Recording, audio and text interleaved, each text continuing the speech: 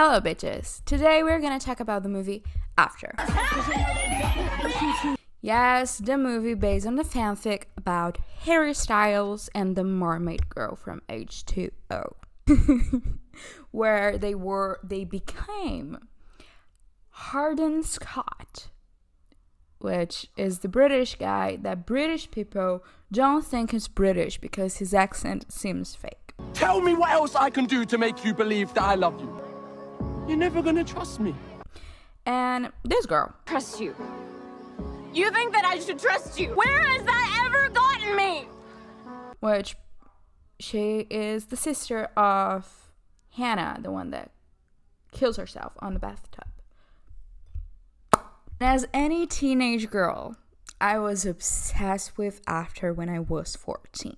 You can even see we have here on my bookshelf the third book. I read the first book 3 times. I was gonna read it again for this video, but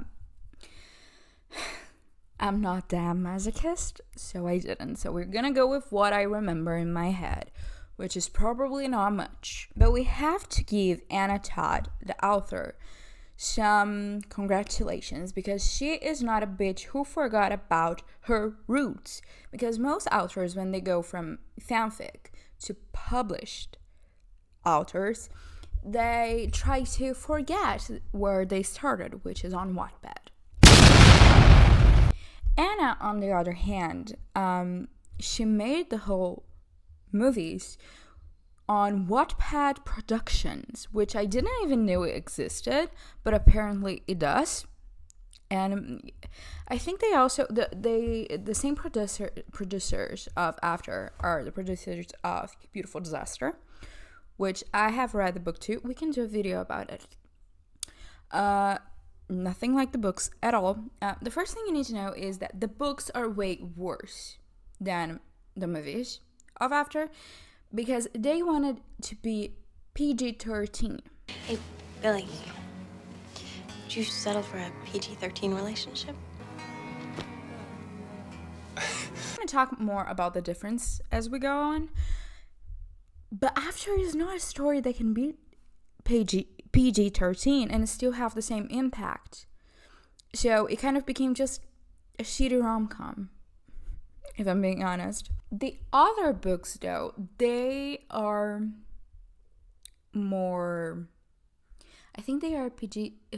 Here in Brazil, it was 16 years old who could watch, because I remember my friend almost got banned from the cinema when we tried to watch it.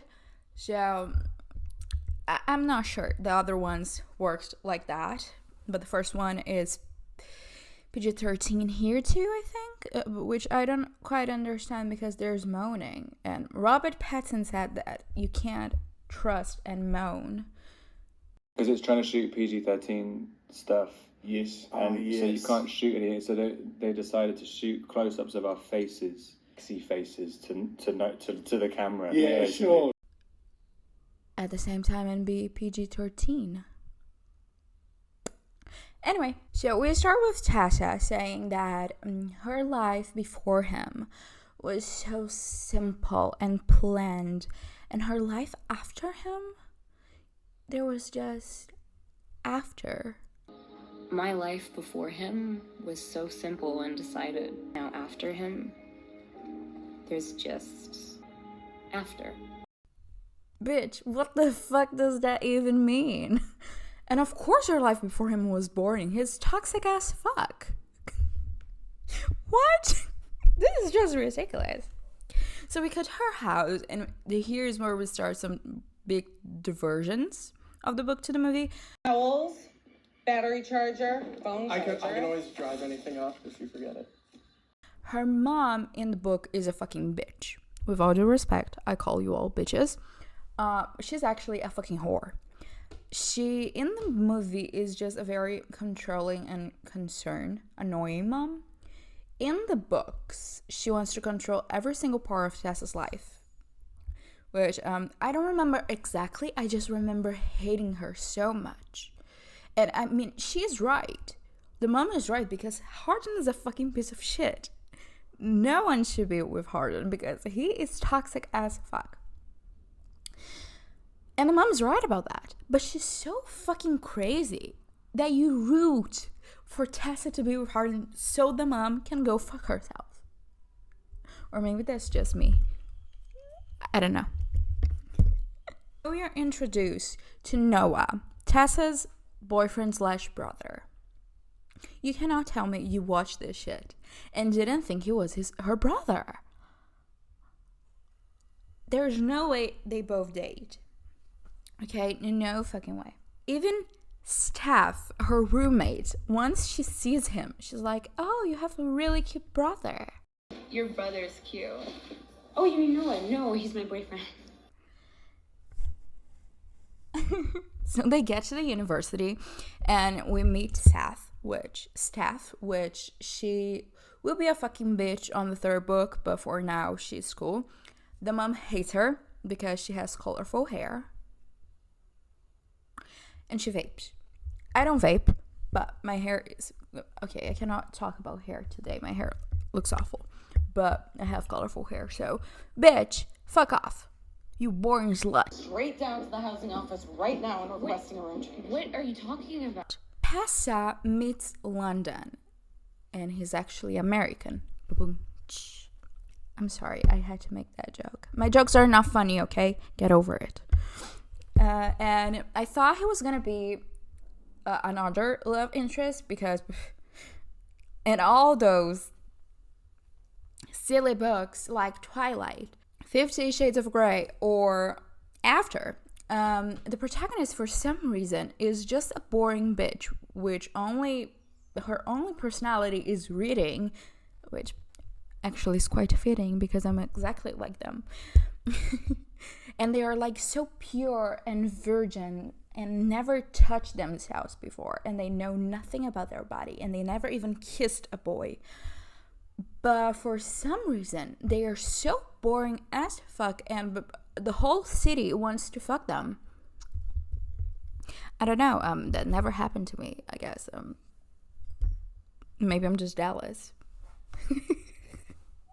But that quite pisses me off, okay? Because they are all virgins, right? I'm a virgin. I am in my place to talk about it, okay? We are not this little saints, you know? We also have needs and sexualities, and, you know? But that's fine. I think it's quite in the fantasy that many boys just want, you know, this girl that is so angelic and she does nothing wrong and she never even thought of sex before she met them, and they introduce her to this whole new world of pleasure. Anyways, so we get to the best part of this film. I mean, not best, but I'd say most iconic part, which is, okay, Tessa, this is the first time they met in the movie, but in the book, I think they talked like once or twice before this. Not 100% sure. Don't remember that much of it. But she gets out of the shower.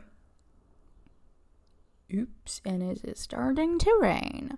She gets out of the shower and she's just on her little towel there. And Hardin is sitting on her bed reading a book with a leather jacket. Okay, that is very important to state. And in the book, Hardin is actually more attractive than, not that hero is not attractive. I'm very attracted to him, I think. But it's a British thing. I have a thing for British, even if it seems fake. You can judge me, okay? In the book, he has many piercings. I'm pretty sure he has an eyebrow piercing. And I think snake bites on his lip, or maybe just one in the middle. I'm not sure. I just remember that Tessa thinks a couple of times how it would feel to kiss him because of the piercing he has on his mouth. And he's like full of tattoos and all of that. They keep the tattoos on the movie, but the piercings, no. So I would say that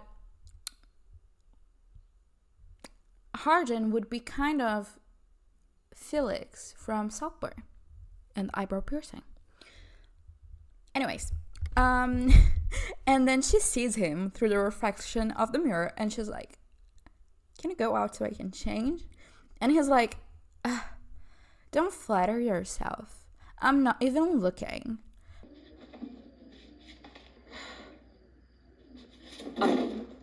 Excuse me? I think that you're in the wrong room. I'm in the right room. Bitch, you're in my room, in my bed. I would be so mad. I would yell. I would yank that man out of my bed and throw him out to the hallway. But it's just so funny. I love that. Tav takes Tessa to this party, to this frat party. And she takes a shot and they start playing Truth or Dare. Truth or Dare, isn't that a kid's game?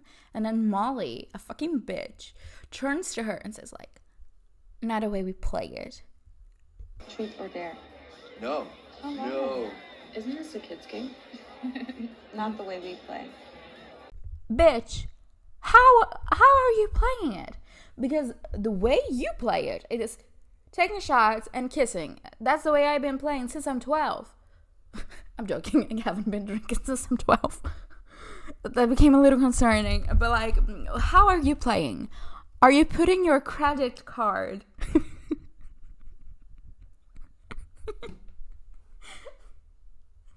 Are you putting your credit card in Texas and you're just, spinning that little bottle and saying who's gonna pay which? That's the adult way of playing it? Are you gonna just all strip and have a gangbang? I'm very confused. Anyway, and they discover she's a virgin. And they are like, "Oh my god, how can you be 18 and a virgin?" Craziest place you've had sex? Pass. Why? It's an easy one. Wait. Are you a virgin?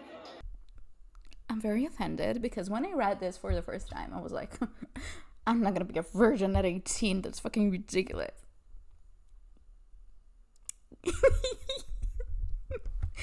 I'm 18. And I'm still a virgin. So I only think on that phrase of clueless. You a virgin who can't drive. You're a virgin who can't drive.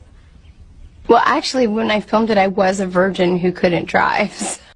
And the actress saying, when I recorded that, I was a virgin who couldn't drive. I'm a virgin and I can't drive. So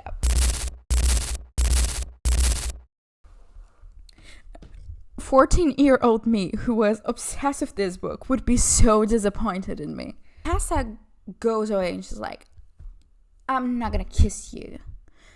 I'm done playing this game." I'm done playing this game.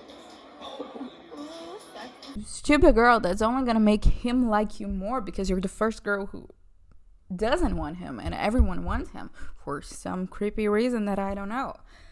And I'm joking, I would 100% want Harden, okay? I have a really disgusting taste of men because, if they have dark hair and light eyes and they have an accent and use a leather jacket, I'm probably gonna die if they talk to me. I just wanna be part of your symphony. So I understand you, girl, and I would 100%. I know myself, okay? I like to pretend that I would just kiss him. I would not. I'm a fucking pussy, okay? I would just run away giggling. So she gets into this room on the frat. I can't believe Harden is on a fucking frat. This makes no sense. And she doesn't know it's his room. Girl, there's a whole United Kingdom flag there. How do you not know it's his room? But anyways, and she gets a book and they bond over it. And there's some foreshadowing to what's going to happen. I never read that book, actually, so we cannot tell you much about it. And then they almost kiss again. Are we still playing? Because I think you owe me a debt.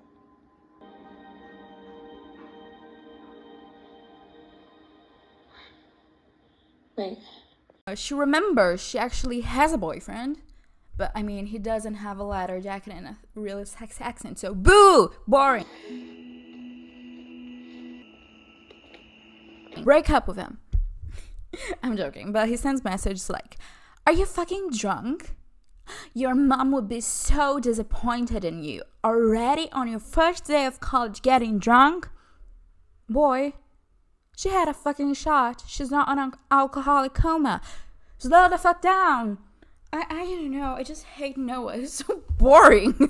Let the girl have a drink. So they go to class and they fight over Pride and Prejudice. I start reading it. Couldn't finish. I'm sorry. I don't like classics. Best I read some Shakespeare thing.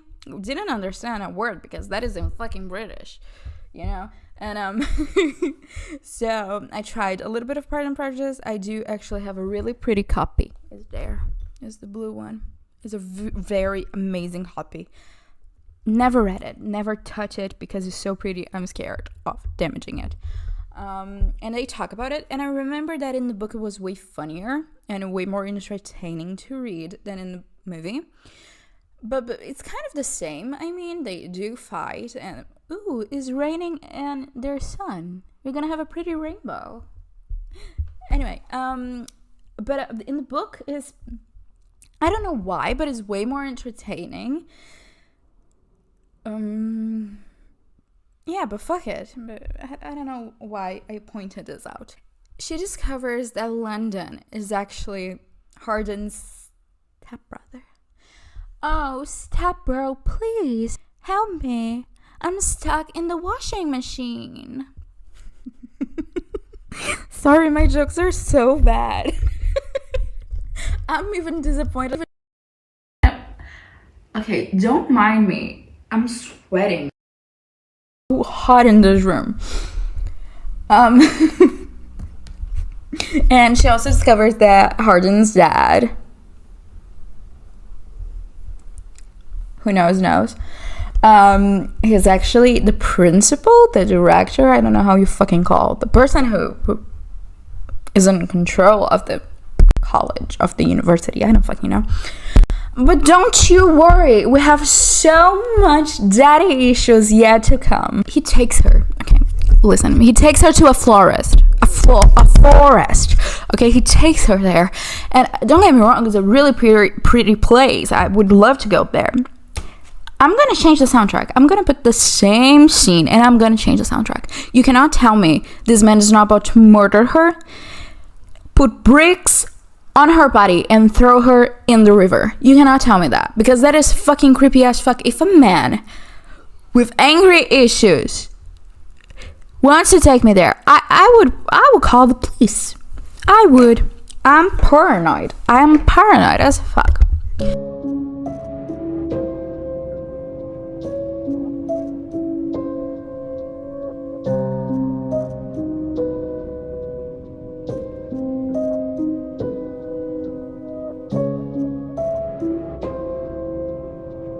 So they jump into the river, and then the classic phrase, "Who do you love the most on the whole world?" And he says, "Easy, myself." Himself, of course. He has a British accent, so I really wish I could do all his phrases in British accent, but my British accent is even worse than his. And later on the other books, he's gonna say like, "The person I love the most is not myself, is you, babes. I love you. I know I keep saying things to hurt you, you know, but it's just who I am." Oh, fuck off. And then he proceeds to touch her, and then he goes down like this, and then he has his tattoo hands, and then he goes down, and then he's on her pussy.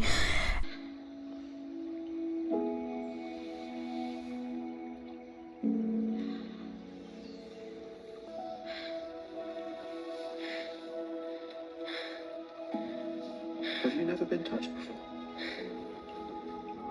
And he's like, "Oh, you never been touched?" Right there. And I think in the book she even says that she never even touched herself. And yeah, I'm gonna pretend I do believe that. In the book is like a really big scene, like many pages of this man touching her. And we gotta give the heads up to Hardin because he does know how to please his woman. He pleases her quite nicely. She comes and is amazing because she never came before, so she doesn't know what that feeling is. And then it's quite, you know, she has quite a bond with him because this is the first guy who's making her feel these things. And in the movie is like really fast scene, is kind of spicy, you know, it gives you like, ooh, sexy.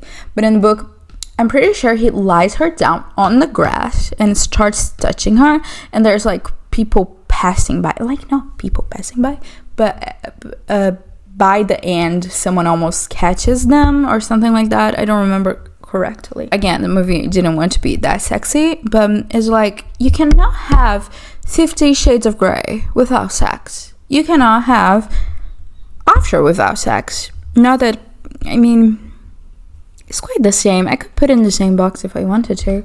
It's not that like BDSM shit, but neither is 50 Shades of Grey, you know, because she's just slapping her. And the BDSM community hates 50 Shades. We gotta give to this man, which is the toxic man in books, well, I can think Colin, Hardin, and Christian, is that they might be disgusted by everything else, and they might be shitty people and toxic, but they are not disgusted by the woman's body. In both books, I think it's in the second one, not in this one, but I don't fucking care. But it's in the first 50. They both take off their tampons and just go to town. And they know how to pleasure their woman, so at least. I mean, Christian, not that much. I mean, Anastasia, she just lies down and let things have been done with her. He might be a fucking toxic guy, but at least he knows how to pleasure his woman.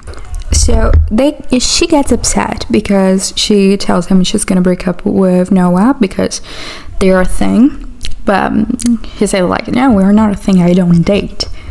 I mean, she should break up with Noah because she's cheating on him. And then later after they have a conversation and she's like, because he's my best friend. Girl, no one put a gun to your head and say cheat on your boyfriend. And then she cries to a very bad cover to Avril Lavigne song.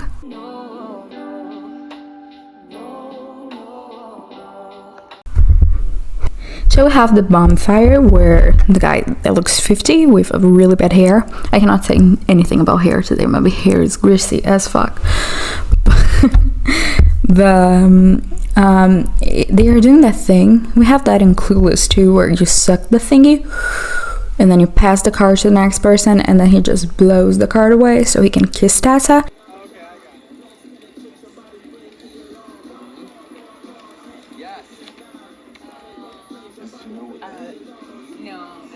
No idea where everyone is obsessed with Tessa, because we have this guy and then we have another guy.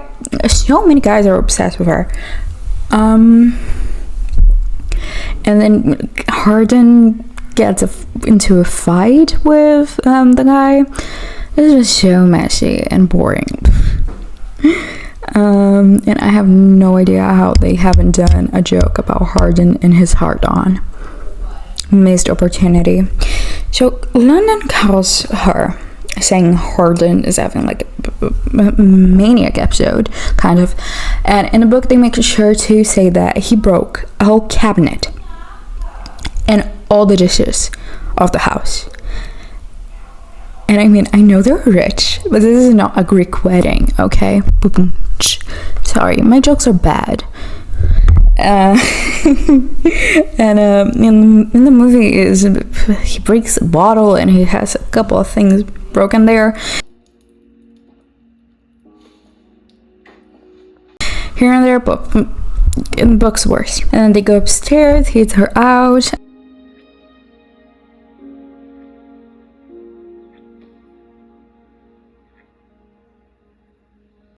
In the book, is way more sexy, and the sexy stuff takes way longer. But again, they wanted to do PG-13. No idea why, because the other movies are not PG-13. They got 16 or 18 ratings. Yeah.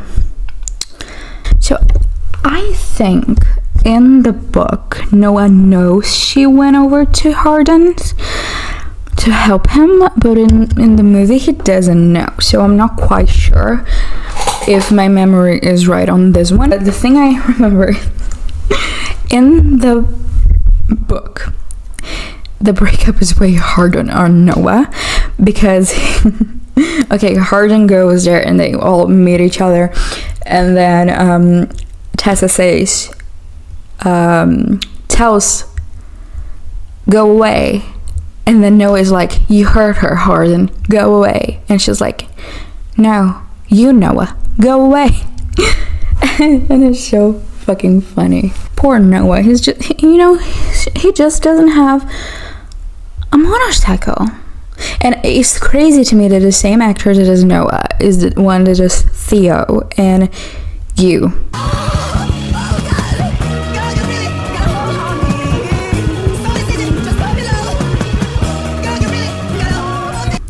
It's just like, I cannot believe this, the same person.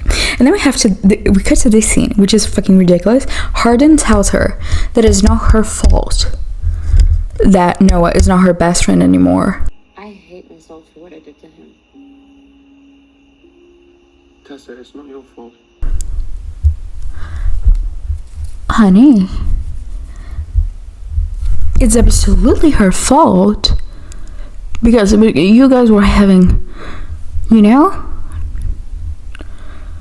moments, spicy moments while she was dating. It's just, why do I watch these things? I don't know. And then we cut to many romantic moments that I think it also happens on the book, but so many things happens on this book. There are so many pages that it's very confusing to keep it up. But it's way more romantic in the movie, to not be like toxic as fuck. And then her mom catches them both having almost sex in her dorm bed, and then she gets crazy mad. And both in the movies and in the book, she said she's not gonna pay for college anymore or for the dorms.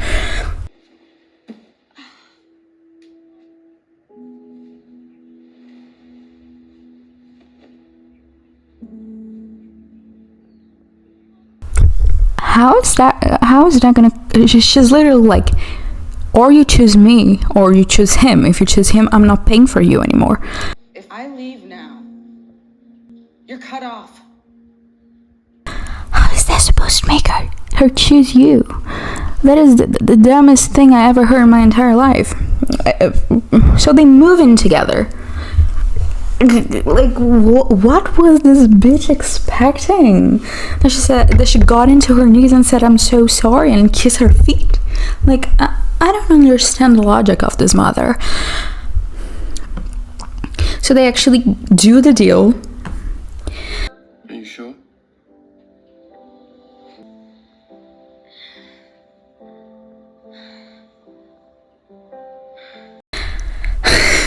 Which is the sex.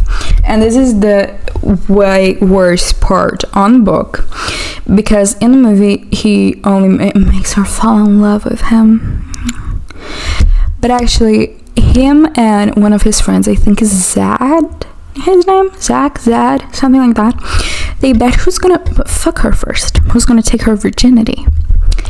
And he does, and then he keeps the condom in the bloody sheets to show all his friends, and then he uses the money after to help Tessa. Why couldn't he just say, listen, we did a bet, I won the money, I can split with you? Like, I just hate miscommunication. I just hate it. Can we please do a book where miscommunication is not the reason people fight? Thank you very much. I would pretty much love that. So in the movie, it's just make it fall in love or whatever, some shit like that. And again, like, not all people in their first time bleed. So what if she was not a bleeder? What would you do?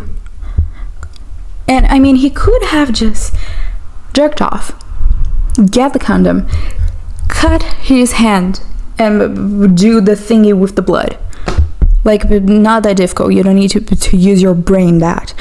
And then the teacher gives off his work. I think that's pretty much unethical, and a teacher should never do that. I don't think they are even allowed to do that, to get one work from one student and give it to the other. And how did the teacher know they were dating? We don't have any scenes showing they dating in her class. What Harding turned in. I think it was actually written more for you than it was for me. What is going on? I don't know. Oh, remember, other thing. Tess, the roommate, she dates Tristan. Okay, in the book, Tristan is a man. In the movie, Tristan is a girl. So I liked it. We have more presentation, even though they appear 2 seconds on the screen. And Steph comes to be like a real fucking bitch on the third book. But yes. And then we have the ending. Apparently my microphone fucked up and it stopped recording what I was saying, but basically I said that the ending is fucking ridiculous because we come to realize at the beginning of the second movie that it was all like a Hardin's dream, that they meet up again at the lake, and he says whatever our souls are made of, hers and mine are the same, and blah blah blah blah blah. Ridiculous thing. But again, they didn't know if it was gonna happen another movie, and they just made this open ending, kind of. Okay, bitches, love you all. Kisses.